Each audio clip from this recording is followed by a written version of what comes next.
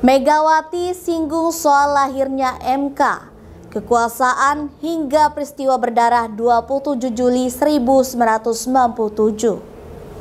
Gibran jadi pusat perhatian di Babel dan Palembang. Apa jadinya jika anak Surya Paloh dan Ganjar ingin jadi cawapres seperti Gibran? Elektabilitas tinggi, 4 lembaga survei jagokan Prabowo dengan Gibran, Ganjar dengan Mahfud, dan Anies Muhaimin keok. Halo sahabat pojok, minggu ini kita akan menyajikan berita-berita terupdate, aktual dan berbagai informasi menarik lainnya selama sepekan. Bersama saya Vanessa di program Resum Pojok Negeri Media.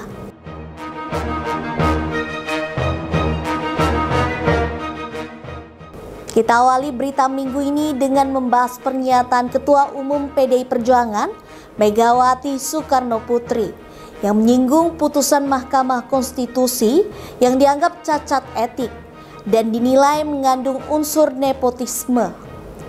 Tak hanya itu, Megawati juga menyinggung soal peristiwa penggulingan rezim Soeharto hingga melahirkan reformasi, di mana dalam pernyataannya Megawati menjelaskan perlawanan masyarakat yang direspon dengan kekerasan oleh aparat negara sehingga menimbulkan peristiwa berdarah kerusuhan 27 Juli atau Kuda Tuli. Bahkan tragedi Trisakti, tragedi Semanggi yang menewaskan sejumlah aktivis jadi sorotan. Berikut informasi selengkapnya.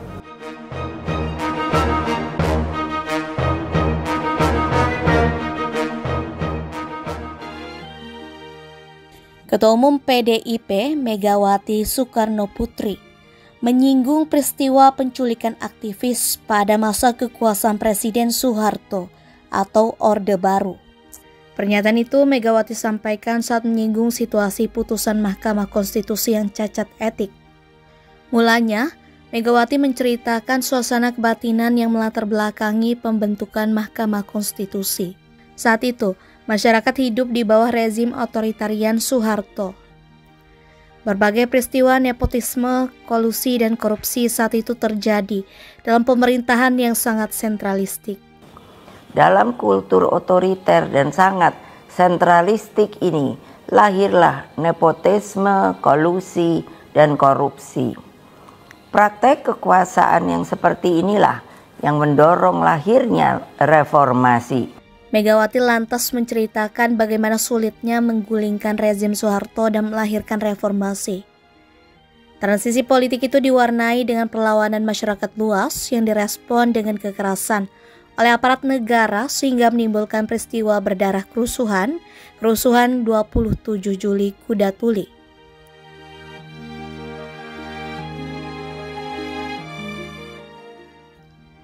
Kemudian, tragedi Trisakti yang juga menewaskan 4 aktivis, tragedi Semanggi I yang menewaskan 17 orang, dan ratusan lainnya luka-luka.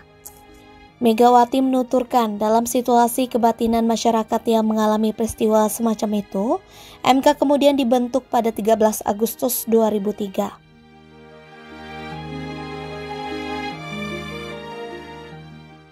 Megawati yang saat itu menjadi presiden turut terlibat dalam pembentukan lembaga hukum tertinggi tersebut.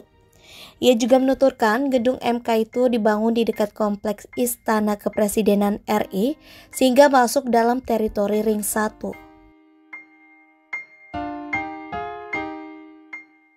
Namun, saat ini wajah MK tercoreng karena memutuskan perkara nomor 90 Kami PUU Strip 21 Romawi Kami 2023 yang dinilai memuat nepotisme. Majelis Kehormatan MK mengungkap banyaknya pelanggaran etik dalam proses persidangan perkara yang dinilai sebagai rekayasa hukum konstitusi. Apa yang terjadi di Mahkamah Konstitusi akhir-akhir ini telah menyadarkan kita semua bahwa berbagai manipulasi hukum kembali terjadi. Di sisi lain, Ketua DPP PDI Perjuangan Ahmad Basarah mengatakan, Ketua Umum PDIP Megawati Soekarnoputri melarang kadernya menyerang wibawa Presiden Joko Widodo.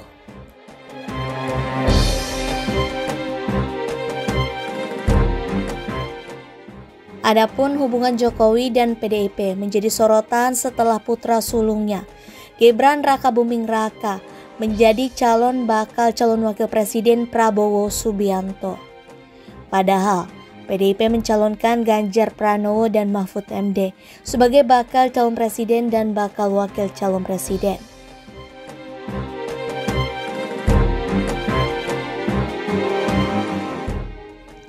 Basarah mengatakan, meski terdapat perbedaan pandangan politik, Megawati sampai saat ini masih menghormati Jokowi sebagai Presiden RI. Maka sampai dengan detik ini, Bu Mega menghormati Pak Jokowi sebagai Presiden Republik Indonesia dan melarang kader-kader PDI Perjuangan siapapun dia untuk melakukan tindakan-tindakan, perkataan-perkataan, ucapan-ucapan yang menyerang kewibawaan Pak Jokowi sebagai seorang presiden. Itu tegas. Pak Jokowi itu ngono lho, mentang-mentang. Lah iya, padahal Pak Jokowi kalau nggak ada PDI Perjuangan juga aduh kasihan dah.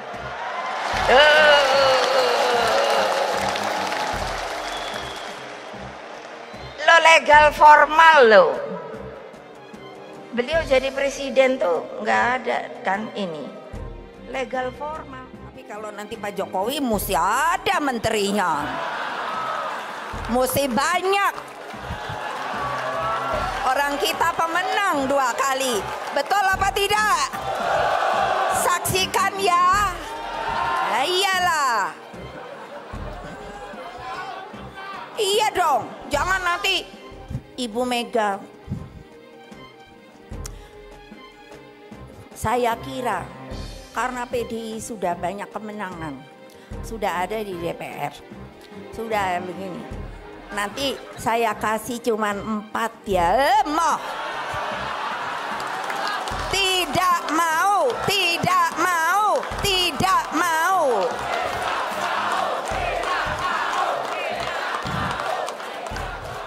Iya dong. Orang yang nggak dapat aja minta. Ore, ore. Ini di dalam Kongres Partai Bapak Presiden.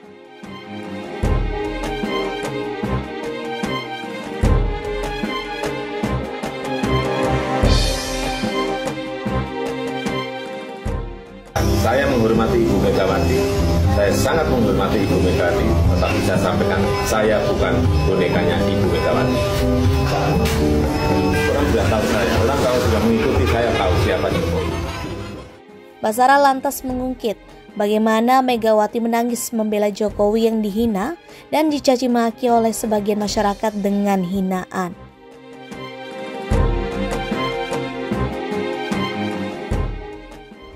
Menurut Basarah, Megawati menunjukkan sikapnya sebagai negarawan. Ia bisa dan konsisten memposisikan Jokowi sebagai presiden, kendati anak kader PDIP dari Solo itu justru menjadi cawapres Prabowo Subianto. Megawati tetap melihat Jokowi sebagai orang yang memegang kekuasaan, kepala pemerintahan, kepala diplomat, panglima tertinggi TNI, dan lainnya.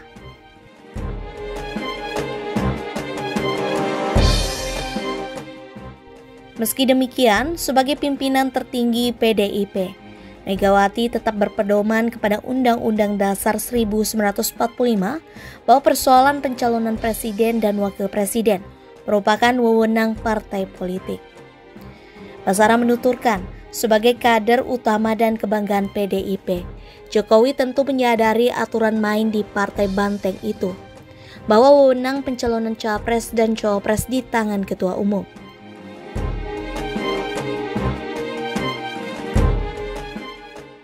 Panasnya hubungan keluarga Jokowi dengan PDIP tak terlepas dari dukung-mendukung di Pilpres 2024. Keluarga Presiden Jokowi ramai-ramai memberikan dukungan mereka ke pasangan Prabowo dan Gibran. Setelah anak bungsu Jokowi yang didapuk menjadi Ketua Umum Partai Solidaritas Indonesia (PSI), Kaisang Pangarep menyatakan dukungannya untuk Prabowo dan Gibran. Kini Menantu ex-wali kota Solo itu, Bobi Nasution, mendukung pasangan tersebut. Adapun Bobi merupakan wali kota Medan. Sebagaimana Jokowi dan Gibran, Bobi juga merupakan kader PDIP. Pencalonan Gibran juga dianggap menjadi bentuk pecah kongsi Jokowi dan Megawati. Sementara itu, Jokowi menyatakan tidak mendukung siapapun. Namun demikian, ia merestui putranya menjadi bakal cawapres Prabowo.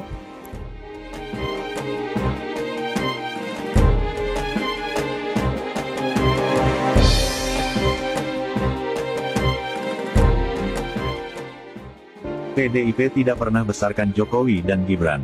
Rupanya bukan hal tanpa dasar. Berikut fakta selengkapnya. Pertama, PDIP ini aneh. Dulu saat Jokowi maju Pilgub DKI 2012, Gerindra adalah partai yang pertama duluan yang mengusung Jokowi. Baru kemudian PDIP belakangan terpaksa ikut-ikutan. Kedua, saat Jokowi maju Pilpres 2014, Nasdem dan PKB merupakan partai yang duluan mengusung Jokowi.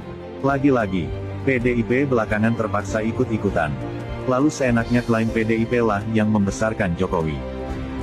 Ketiga, saat Gibran maju wali kota Solo, Partai Gerindra, PSI, PKB dan Golkar lah yang duluan mengusung Gibran Rakabuming Raka. Keempat, PDIP juga belakangan ikut-ikutan, mengklaim bahwa merekalah yang membesarkan Gibran. Padahal, Gibran jadi kader PDIP baru 3 tahun sejak 2019. Usai pengumuman dan pendaftaran Prabowo Subianto dengan Gibran Rakabuming Raka menjadi calon presiden dan wakil presiden pemilu 2024. Anak sulung Presiden Joko Widodo, Gibran Rakabuming Raka tancap gas melakukan safari politik ke sejumlah daerah. Tak tanggung-tanggung, Gibran melakukan safari politik di kota Pangkal Pinang, Bangka Belitung, di mana daerah tersebut merupakan basis terbesar PDI Perjuangan. Berikut informasi selengkapnya.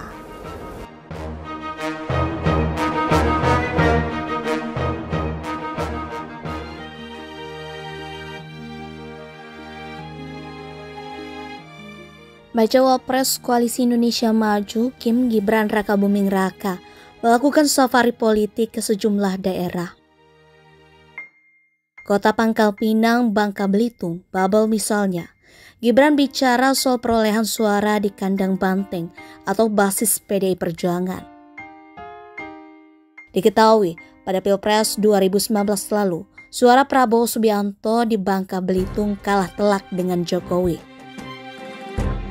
Prabowo hanya memperoleh suara 36,9%.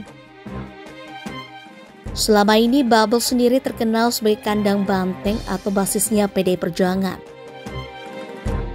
Kemudian, di Pilpres 2024 mendatang, wali kota Solo ini mencalonkan diri sebagai bacawa pres mendampingi Prabowo. Ia pun siap meraup suara lebih besar terutama suara kalangan milenial dan Gen Z. Dalam belusukannya itu, wali kota Solo menyempatkan mampir ke salah satu warung kopi di Pangkal Pinang usai menunaikan sholat asar. Gibran menemui generasi milenial dan Gen Z. Kemudian, menuju tempat konsolidasi gabungan Kim dan gabungan relawan Prabowo dan Gibran di Babel. Lusukan Gibran ke Bangka Belitung merupakan kali pertama. Jika safarinya kali ini belum bisa mendongkrak suaranya di Babel, Gibran siap turun kembali. Gibran juga mengajak para pendukung tidak terlalu menanggapi berita miring yang berkembang di pemberitaan. Ia mengajak para pendukung cukup membiarkannya, tak perlu membalasnya. Gibran optimis bisa menang satu putaran di Pilpres 2024. Gibran meminta pendukungnya kerja keras mewujudkannya. Awalnya Gibran meminta pendukungnya tidak bereaksi terhadap fitnah yang beredar luas. Putra sulung Presiden RI Joko Widodo ini pun meminta semua kader Kim untuk berjuang bersama agar bisa menang satu putaran. Mas, kita ngobrol-ngobrol santai saja. Betul, Mas. Sekarang ini serangan Prabowo Gibran makin kenceng, Mas. Iya, ini gimana, Mas?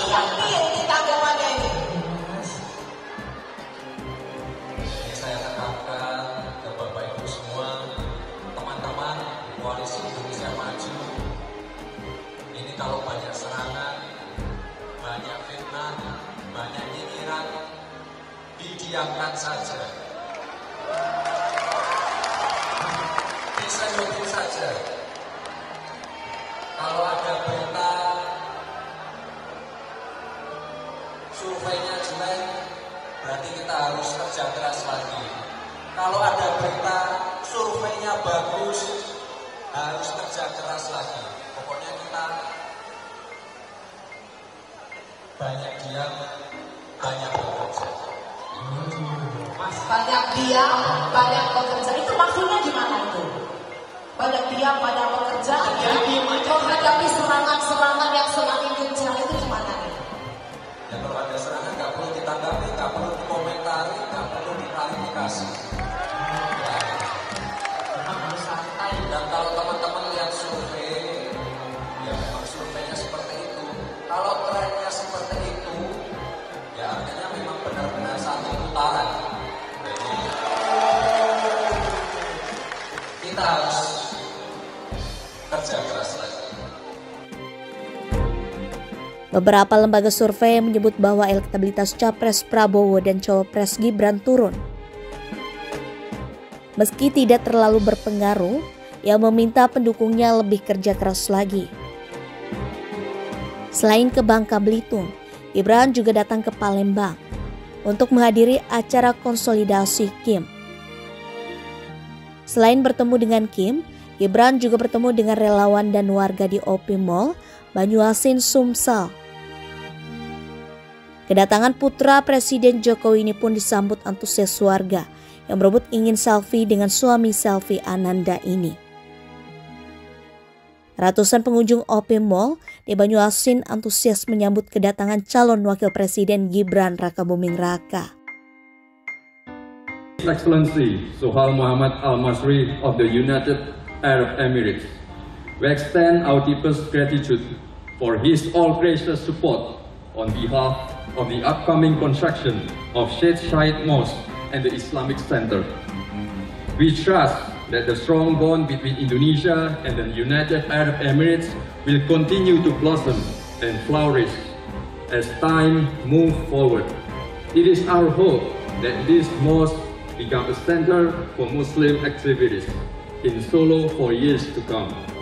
We desire that the future bring greater knowledge, both technological and religious faith, to these sacred grounds.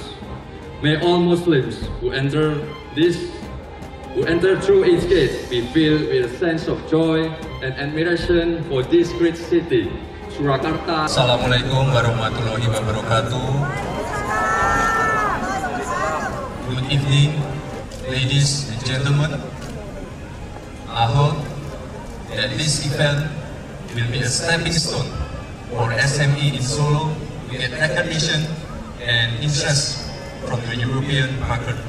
I trust that the business owners will be more passionate to keep learning and improving the quality of their products for the global market and be part of the world's supply chain. On this occasion, I would like to introduce batik, which is rich in stories and cultural values to the Europeans. I wish to see more people fall in love with batik as one of the UNESCO World Heritage. I hope that with the involvement from Indonesian fashion designers, batik can be part of the global fashion industry. I hope that Indonesian culture can be showcased through the performance from artists in the opening ceremony. Although it only represents a fraction of the nation's wonderful cultural heritage, this event involved dozens of dancers who flew directly from Solo, as well as gamelan musicians from France. Government of Solo will keep continuing the effort to support the SMEs to level up and expand in the global market through education and knowledge exchange, including in the area of digitalization. Bapak Ibu, terima kasih sekali. Ini saya nggak nyangka ramai sekali. Matur nuwun. Terima kasih. Wassalamualaikum warahmatullahi wabarakatuh. Sindir tipis-tipis. Inilah yang menjadi tren saat ini, di mana hal tersebut kerap terjadi di masa-masa pemilu, baik legislatif maupun eksekutif. Seperti yang dilakukan Ketua Umum Partai Nasdem Surya Paloh, yang menyinggung soal pantas atau tidak pantasnya anaknya menjadi calon presiden. Bahkan hal tersebut juga pernah diungkapkan oleh calon presiden Ganjar Pranowo. Berikut informasi selengkapnya.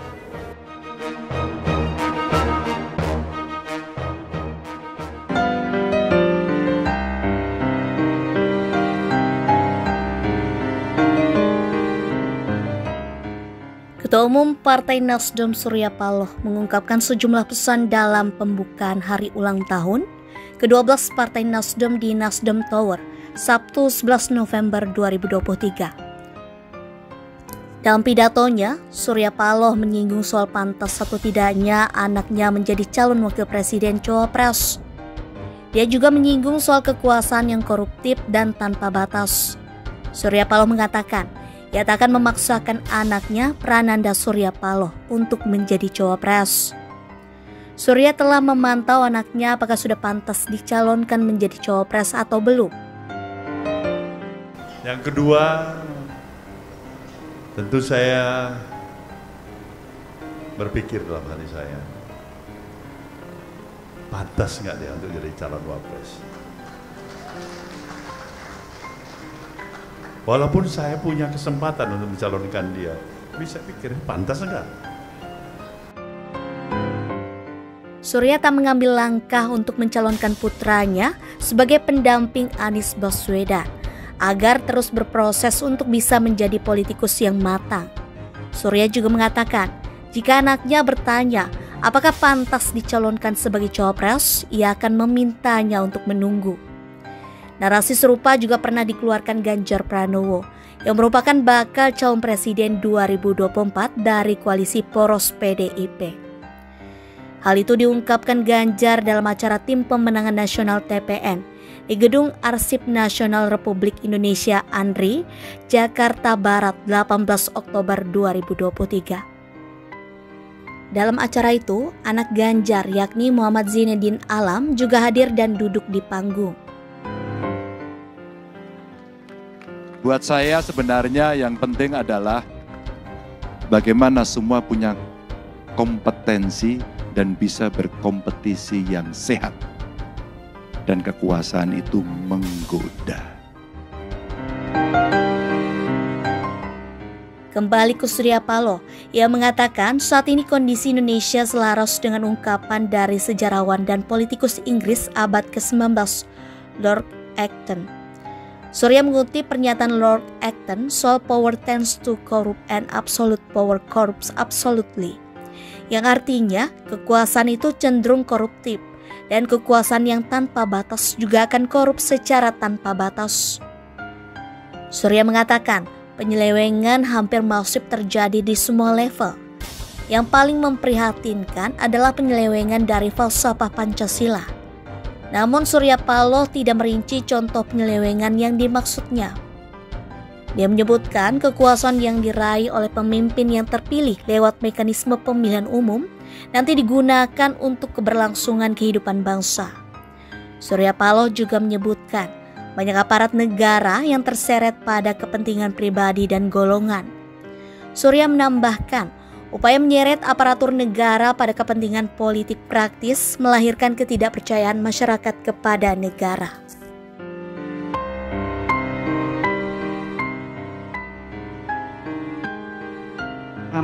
Yang sama-sama kami banggakan dan kami cintai, Bapak Haji Surya Paloh, Ketua Umum kami.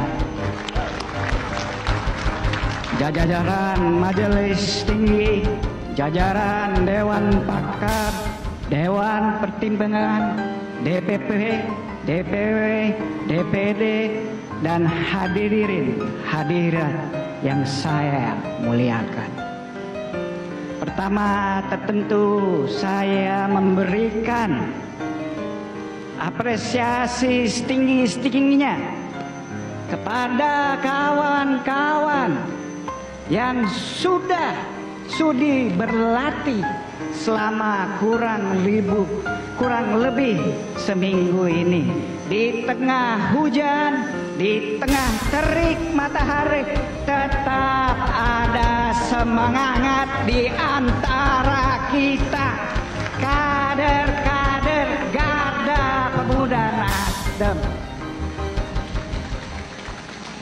Itulah kita.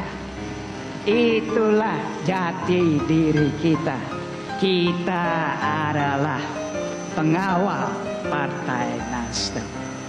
Profile picture itu lain. Pasti nggak wali kota, gubernur yang profile picture-nya seperti saya. Kalau yang udah tua pasti, ini ngapain seperti itu? Harusnya pakai peci terus kayak gini, Mas. Nah. Mbak, banyak loh yang ngasih masukan kayak gitu. Itu kan udah saya ngomong-ngomong tumben loh kamu lucu loh. Udah saya bikin kaosnya. Ini saya lagi pesan gantungan kunci juga. Yang namanya milenial, Gen Z, itu treatmentnya lain. Treatmentnya tidak bisa yang seperti dulu. Ini yang sekarang sedang saya pelajari bersama para konsultan saya. Treatmentnya lain. Ini ada treatmentnya masih seperti dulu. Ya ini nggak ketangkep. Itu aja.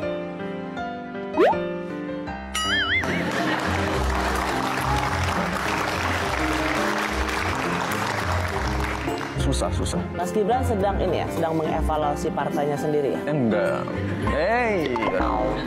Mbak, jangan, Mbak. Please. Enggak, jangan. Saya tidak pada kapasitas untuk mengevaluasi siapapun, partai apapun.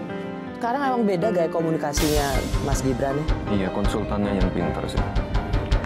Konsultan ini juga akan mengantar Gibran Raka Buming Raka sebagai salah satu calon wakil presiden. Bagaimana seorang putra calon presiden memandang kekuasaan? Bagaimana sesuatu kekuasaan itu bisa mempengaruhi banyak orang? Bagaimana hal itu bisa berpengaruh kepada orang banyak? Karena di saat orang memegang kekuasaan paling tinggi, dia itu yang memiliki tanggung jawab paling besar kepada masyarakat. Itu bukan sisi yang perlu dilihat. Dan kami pikir pun bukan cuma dilihat, nggak perlu diperhatikan juga, dan sebenarnya juga nggak ada pengaruh apa-apa. Jadi kekuasaan itu bukan tentang privilege ya untuk seorang alam, bukan tentang satu kemewahan, bukan, tapi tentang kebermanfaatan. How you impact untuk orang, bagaimana menjadi dampak, memberikan dampak pada banyak orang. That's power. Iya. Dan juga privilege untuk menuangkan pikiran, menuangkan idealisme kita, menuangkan apa yang kita punya untuk halayak banyak. Itu privilege paling tinggi di masyarakat. Alam dapat kayak gini tuh yang ngajarin papa, ayah, bunda, atau... Tadi di briefing baru sih. Enggak. Dia suka baca, Mbak. Dan tontonannya juga... Saya nggak pernah briefing. So, Mbak Atiko, I think you raised him very well. Dan kalau anak hebat gini, pasti ibunya. Dan bapaknya lah. Kecerdasan anak itu sebagian besar dari ibunya. Bukan dari ayahnya. Itu sains, Mbak. Iya. Tapi kita juga percaya, kita juga baca kok. Jangan berubah. Dengan apapun yang terjadi. Saya ingin lihat alam hari ini dan sampai 10 tahun ke depan, 20 tahun ke depan. Saya ingin lihat alam seperti yang saya dengar malam hari ini. Good evening, ladies and gentlemen. I hope that this event will be a stepping stone for SME in Solo to get recognition and interest from the European market. I trust that the business owners will be more passionate to keep learning and improving the quality of their products for the global market and be part of the world's supply chain. On this occasion, I would like to introduce batik, which is rich in its stories and cultural values to the Europeans. I wish to see more people fall in love with batik as one of the UNESCO World Heritage. I hope that with the involvement from Indonesian fashion designers, batik can be part of the global fashion industry. I hope that Indonesian culture can be showcased through the performance of artists in the opening ceremony. Although it only represents a fraction of the nation's wonderful cultural heritage, this event involves dozens of dancers who flew directly from Solo, as well as gamelan musicians from France. Government of Solo will keep continuing the effort to support the SMEs to level up and expand in the global market through education and knowledge exchange, including in the area of digitalization. Bapak Ibu, terima kasih sekali. Ini saya nggak nyangka ramai sekali.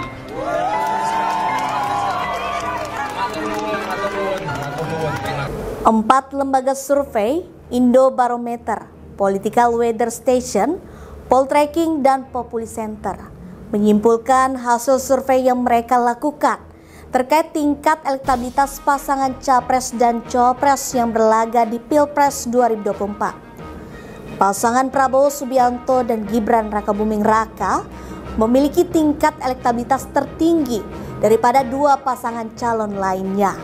Berikut informasinya.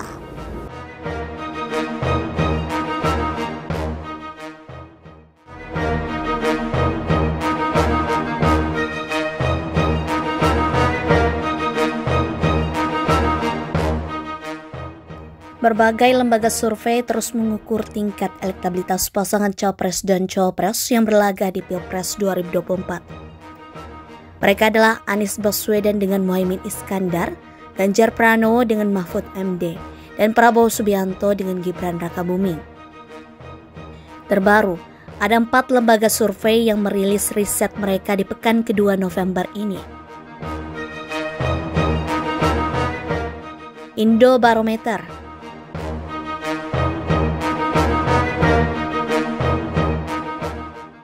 Indobarometer merilis hasil survei terbaru mengenai elektabilitas baca pres dalam Pilpres 2024. Hasilnya, Prabowo Subianto unggul dari baca pres lainnya, yakni Ganjar Pranowo dan Anies Baswedan. Sabtu 11 November, survei nasional dilakukan Indobarometer pada 25 hingga 31 Oktober 2023. Survei dilaksanakan di 38 provinsi dengan jumlah sampel sebanyak 1.230 responden dengan margin of error sebesar kurang lebih 2,79% pada tingkat kepercayaan 95%. Responden survei adalah warga negara Indonesia yang telah mempunyai hak pilih berdasarkan peraturan yang berlaku, yaitu minimal berusia 17 tahun atau lebih atau sudah menikah pada saat survei dilakukan. Metode penarikan sampel yang digunakan adalah multi-stage random sampling. Teknik pengumpulan data yang digunakan adalah wawancara tatap muka. Responden menggunakan kuesioner. Simulasi 3 nama capres menggunakan pertanyaan tertutup. Hasilnya Prabowo Subianto memimpin dengan suara sebesar 35,8%. Di posisi kedua ada Ganjar Pranowo 26%. Lalu disusul Anies Baswedan 18,5%. Responden yang menyatakan tidak akan memilih atau rahasia atau belum memutuskan atau tidak tahu atau tidak menjawab berjumlah 19,7%.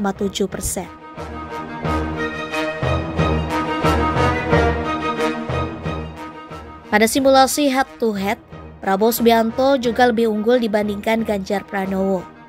Anies Baswedan sendiri memperoleh persentase lebih rendah ketika dihadapkan dengan Prabowo Subianto maupun Ganjar Pranowo.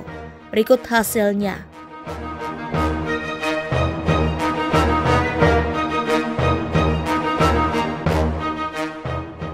Ganjar Pranowo 35,2%, Anies Baswedan 23,2%.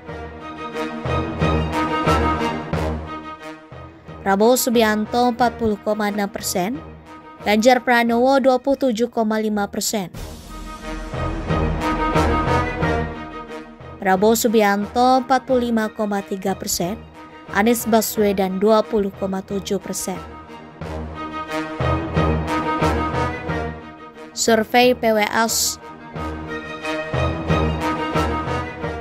Lembaga survei Political Weather Station PWS merilis simulasi head-to-head pasangan Capres Prabowo Subianto dan Gibran Rakabuming 52,1%, dari Ganjar Pranowo Mahfud MD 41,5%. Survei dilakukan pada 1 hingga 8 November 2023 terhadap 1.220 responden. Survei dilakukan melalui tatap muka. Populasi survei adalah warga negara yang sudah memiliki hak pilih, yakni berusia 17 tahun dan atau belum 17 tahun tapi sudah menikah. Pemilihan sampel dilakukan melalui metode multi-state random sampling, margin of error survei kurang lebih 2,83%, dengan tingkat kepercayaan 95%.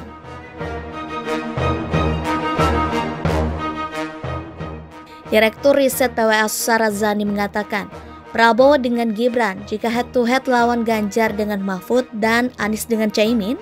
Sementara itu, jika yang lolos putaran 2 adalah pasangan Ganjar dengan Mahfud dan Anies dengan Caimin, maka hasilnya Ganjar dan Mahfud menang.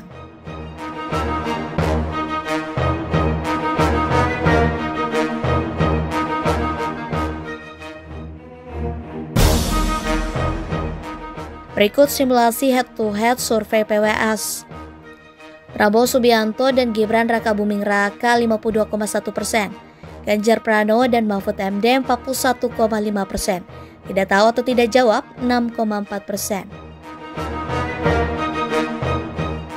Prabowo Subianto dan Gibran Rakabuming Raka 58,5%, Anies Baswedan dan Muhaimin Iskandar 30,2%, tidak tahu atau tidak jawab 11,3%.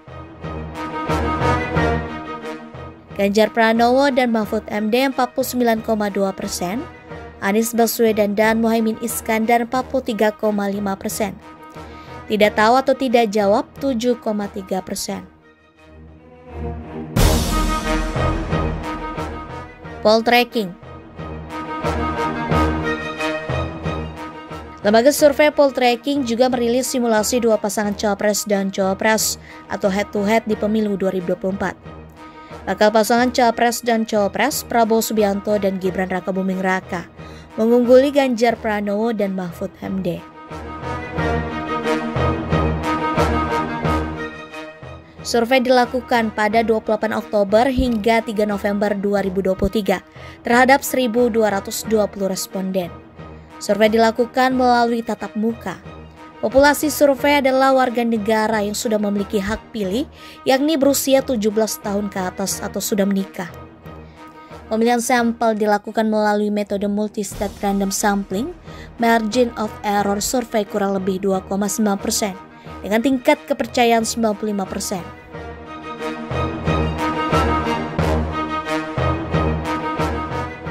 Direktur Eksekutif Poltreking Indonesia, Hanta Yuda memaparkan, pasangan Ganjar dan Mahfud unggul jika hanya melawan Anies Baswedan dan Muhaimin Iskandar. Sementara Prabowo dan Gibran unggul baik itu melawan pasangan Ganjar Pranowo dan Mahfud MD maupun Anies Baswedan dan Muhaimin Iskandar. Yang pertama, kita asumsikan Anies Muhaimin berhadapan dengan Ganjar Mahfud. Prabowo gagal di putaran pertama, maka petanya Ganjar Mahfud 40,9%, Anies Muhaimin 33,1%, tapi yang tidak tahu tidak jawabnya sangat tinggi, 26,0%. Jadi pemilih Prabowo cukup besar menunggu di sini. Kemudian simulasi yang kedua, diasumsikan Ganjar yang tidak lolos di putaran pertama, yang berhadapan pasangan Anies Baswedan dan Muhaimin Iskandar, berhadapan dengan pasangan Prabowo Subianto dan Gibran Rakabuming Raka, perolehannya 55,8% Prabowo Gibran, 28,8% Anies Muhaimin. Undecided-nya yang belum menentukan pilihan 15 lari ke tidak menentukan pilihan 15,4%. Simulasi yang ketiga, ini kalau diasumsikan Anies yang tidak lolos di putaran pertama, kemudian Ganjar Pranowo dan Mahfud MD berhadapan dengan Prabowo Subianto dan Gibran Rakabuming Raka dengan hasil Prabowo Gibran 49,9%, Ganjar Mahfud 32,9%. Responden diberi pertanyaan, jika Pilpres dilaksanakan hari ini, siapa yang akan Bapak atau Ibu pilih di antara pasangan calon presiden dan calon wakil presiden berikut? Simulasi 1. Ganjar Pranowo dan Mahfud MD 40,9%. Anies Baswedan dan Muhaimin Iskandar 33,1%. Tidak tahu atau tidak jawab 26%.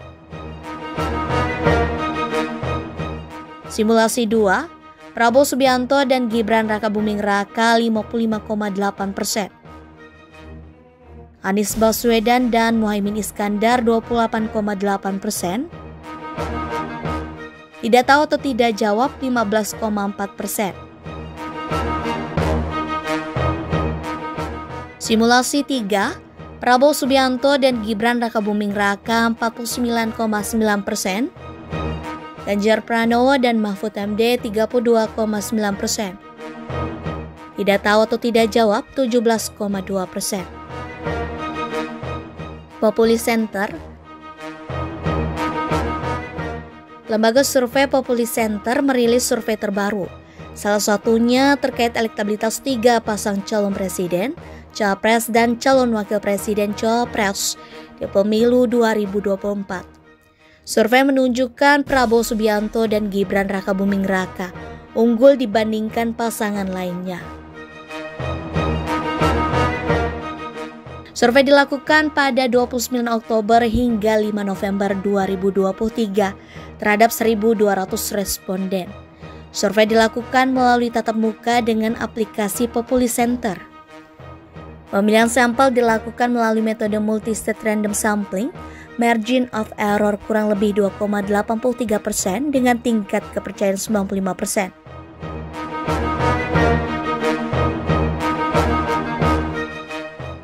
Peneliti Populi Center Hartanto Sojati memaparkan elektabilitas Prabowo dan Gibran unggul, berada di angka 43,1%. Sementara itu, elektabilitas pasangan Ganjar Pranowo dan Mahfud MD sebesar 23% dan Anies Baswedan dengan Muhaimin Iskandar 22,3%. Dan sebesar 43,1% publik memilih pasangan Prabowo Gibran. Kemudian di urutan kedua itu ada Ganjar Mahfud sebesar 23%. Kemudian di urutan ketiga ada Anies Muhaimin sebesar 22,3%.